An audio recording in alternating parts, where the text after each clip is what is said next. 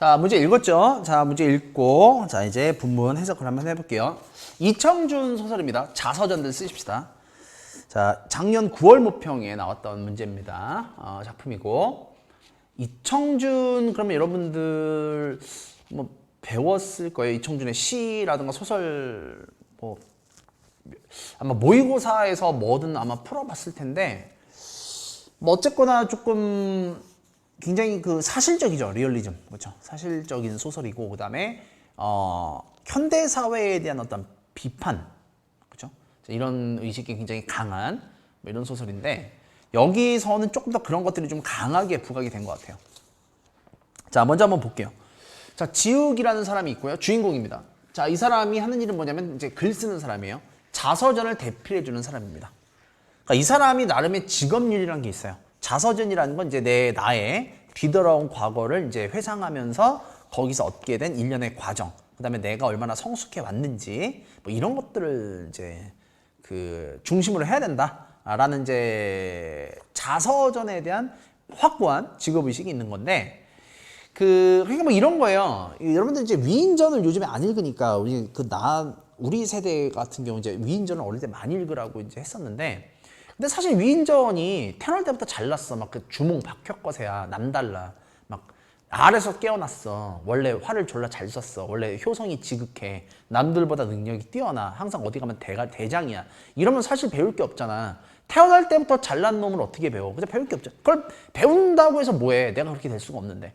그러니까 우리가 배워야 될 대상은 누구냐면 우리와 똑같은 인간이고 인간적인 면이 있고 과거가 있고 잘못이 있어요. 그거를 솔직하게 인정하고 뉘우치고 조금 더 나은 인간이 되기 위해서 성찰하고 노력하는 뭐 이런 인간상을 우리가 이제 배울 만한 점이 있는 이런 사람이 돼야 되는 건데, 그러니까 지금 마찬가지로 지금 주인공인 지욱이 좀 그런 생각을 갖고 있습니다. 그래서 일단 자서전에서 제일 중요한 건 솔직함이에요.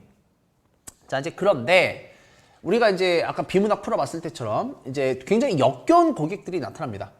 자, 한번 볼게요. 차츰 선생의 그런 신념. 여기서 말하는 선생이 누구냐면, 자, 여기 이 선생은 누구냐면 최상윤 선생인데 여기 있는 여기 있다. 자, 이 사람이에요. 자, 왜 두려워지기 시작했냐면 이 사람은 지금 당대에서 존경받고 있는, 사회적으로 존경받는, 쉽게 말하면 그 유명한 셀럽입니다. 대학 교수 지식인이고. 자, 근데 무거운 압박이 있대요. 자, 논리적인 이해가 불가능했대. 자, 불가능한 신념은 맹목적인 아집이래. 아집이 뭐야? 나만 무조건 잘났다, 이런 고집이죠. 그래서 뿐만 아니라 이런 선생의 자신감 넘치고 있는 신념은 회의를 용납하지 않는데, 회의가 뭐야? 회의는 의심이거든. 그러니까 성찰이죠. 내가 했던 행동, 생각, 말이 이게 도덕적으로 윤리적으로 잘 된 건지 잘못된 건지에 대해서 성찰을 하고 반성을 하는 인간이어야 되는데 그게 지금 없다는 거예요. 그래서 회의가 없는 신념은 뭐야? 내가 옳다고 믿는 기준이지, 가치관은. 근데 회의가 없어. 반성이 없어. 그럼 뭐야? 아집이라는 거죠.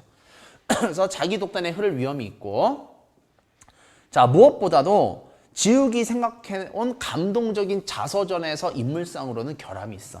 그러니까 내가 볼 때 이 사람은 자서전을 쓸 만한 인물이 아니야. 무조건 자기가 옳고 잘났다라고 생각하기 때문에. 그렇죠? 내 주변에도 그런 사람은 있어요. 그래서 그치, 오히려 아무리 그런 사람은 잘났어도 배울 게 없는 거죠. 그래서 지욱이 최상윤의 신념을 두려워한 것은, 자, 경화현상, 의식의 경화래.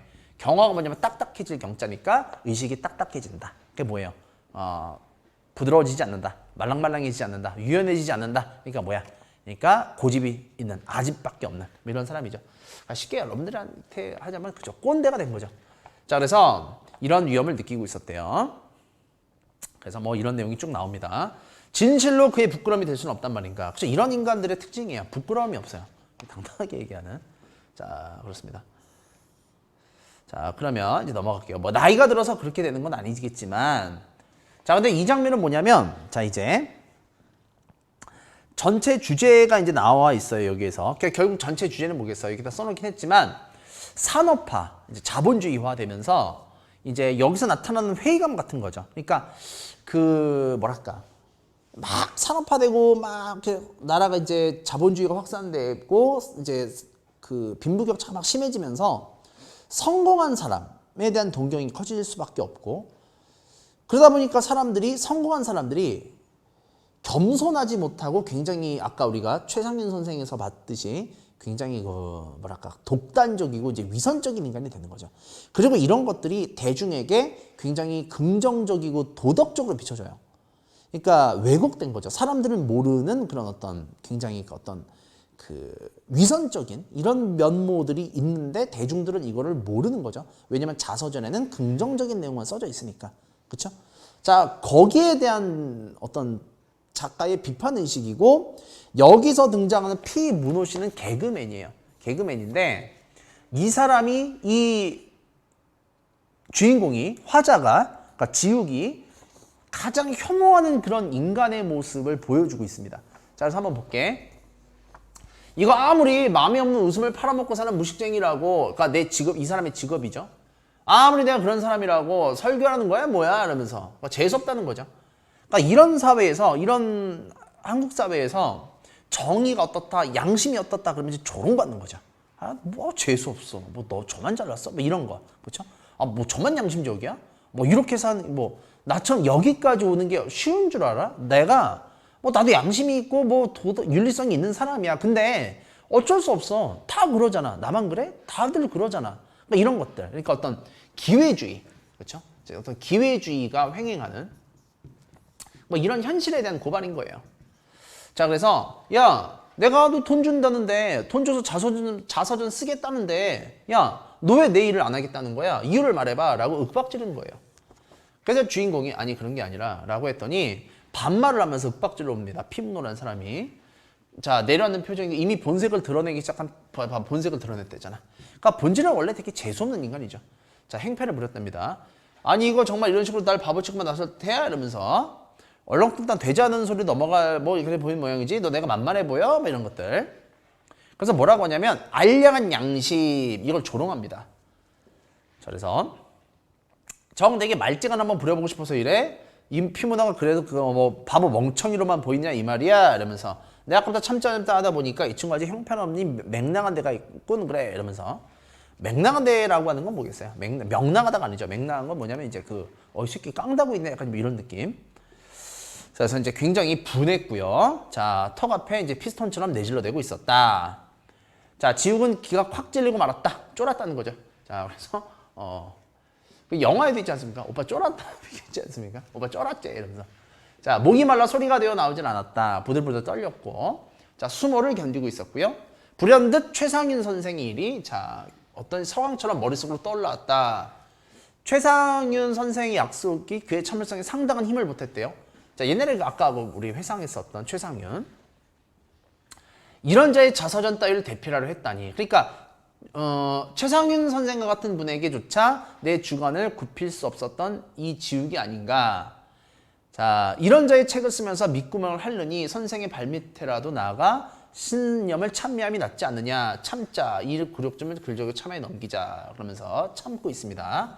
그러니까 이런 애를 봤더니 정말 이 막장, 이 양심의 막장에 있는 이 피모노라 같은 사람을 만나봤더니 최상윤 같은 이런 사람은 위선적이고 재수없긴 하지만 그래도 그 사람이 더 나았던 거예요. 차라리 그 사람은 교양이라도 있기 때문에. 근데 이 새끼는 지금 교양도 없지 않습니까? 그래서 말씀해 보시라고 이러면서 잘난 체 맞더니 시부렁거리고 합니다. 같이 자서전을 안 써주겠다. 원하는 방향으로 쓰지 않겠다라고 했더니 굉장히 횡패를 부리고 있어요. 그러면서 뭐라고 하냐면 마지막 A. 자, 이 대목을 굉장히 학생들이 못 알아듣더라고. 자, 옛날에 이제 고물을 사는 사람들이 있었어요. 그 동네에다가 골목길에 지금은 아파트라 많이 없지만 고장난 시계 삽니다. 라디오 삽니다. 이런 사람이 있었어. 그러니까 이런 거야. 고물상이죠. 자, 부서진 우산이나 빈병 삽니다. 그러면서 뭐라고 하냐면 이게 지금 피문호가 아까 뭐라 그랬냐면 이 사람이 개그맨이라 그랬잖아. 이게 이 사람의 유행어 같은 거야. 거기에다가 지금 언어 유희를 하는 거예요. 자서전 회고록 쓰십시다 이런 거죠. 무슨 얘기야? 조롱하는 거죠. 지금 네가 하는 일이 빈병 사고 그다음에 고장난 시계 라디오 사는 거랑 뭐가 다르냐? 라고 비우는 거예요. 굴욕감을 주는 거죠. 그래서 여유만만한 표정으로 건너다 보았다. 이런 겁니다. 그래서 성공한 사람의 어떤 가식, 그렇죠? 어떤 허구성, 그다음에 인간 소외 이런 것들을 보여주는 장면이더라. 자, 이제 그러면, 자, 이럴 때는 뭐 어떻게 되냐면, 이제 그 강대 강으로 가야 돼요. 약한 사람에게 강하게 나오는 인간은 강하게 들이받아야 됩니다. 야, 뭐 어리다고 이제 반말을 한다든가, 그럼 같이 반말하면 돼요. 근데 뭐? 이러면서. 그러면 됩니다. 내가 경험 살아오니까 좀 그런 게 있어요. 운전하다 욕하는 놈한테 같이 욕해주면 됩니다.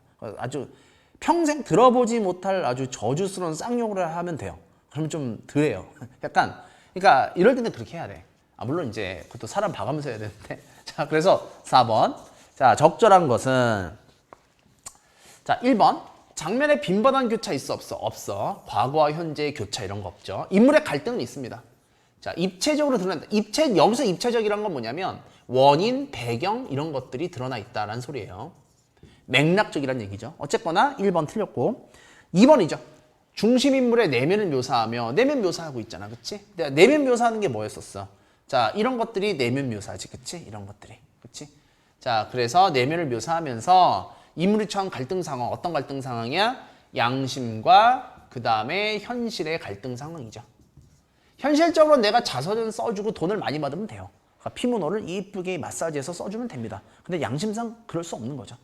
자, 그래서 2번이 맞고 3번. 자, 이야기 내부의 서술자가 아니죠. 외부죠. 자, 전적 작가 시점이고. 그 다음에 원인을 추론하고 있다. 이것도 더더욱 아닙니다. 그 다음에 현실적인 면모죠. 비현실적인 면모가 아니고. 비현실적이려면 초월적인 어떤 그런 것들이 제시가 돼야 돼요.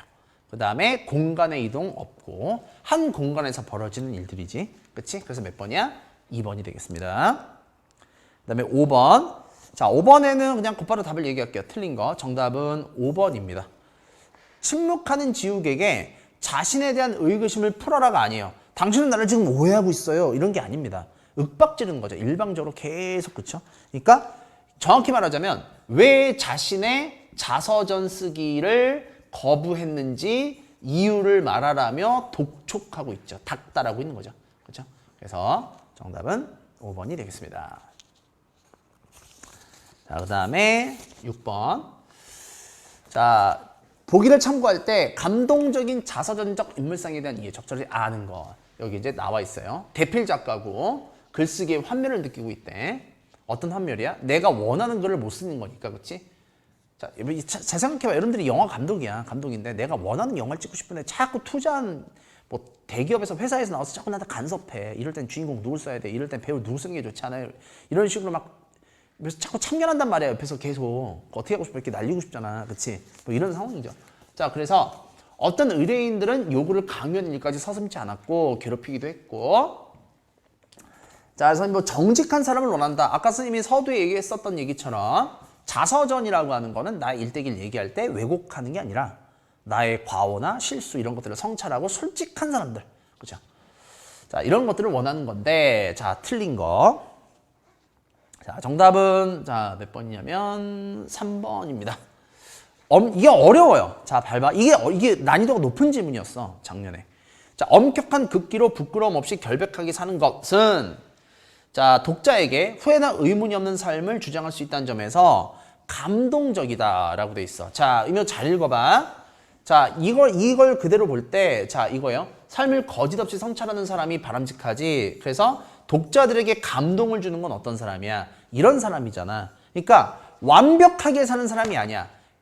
완벽하고 결백하게 사는 사람이 아니고 비록 사는 과정에서 실수나 뭐가 있었어도 그거를 솔직히 인정하고 성찰하는 사람들이 아름다운 자서전의 진짜 주인공인 거지. 그러니까 완벽한 사람이 아니라 완벽하게 되려고 하는 사람도 아니고 그냥 솔직한 사람인 거예요. 그래서 부끄러움 없이 결백하게 사는 사람이 어딨어. 사람이라면 누구나 하나씩 뭐 캥기는 게 다 있는 거지. 흑역사가 다 있는 거지. 그래서 이런 것들이 독자에게 감동을 주는 게 아니야. 아까 처음에 얘기했었지? 완벽한 사람은 우리에게 감동을 주지 못해요. 태어날 때부터 잘난 사람은 감동을 주지 못합니다.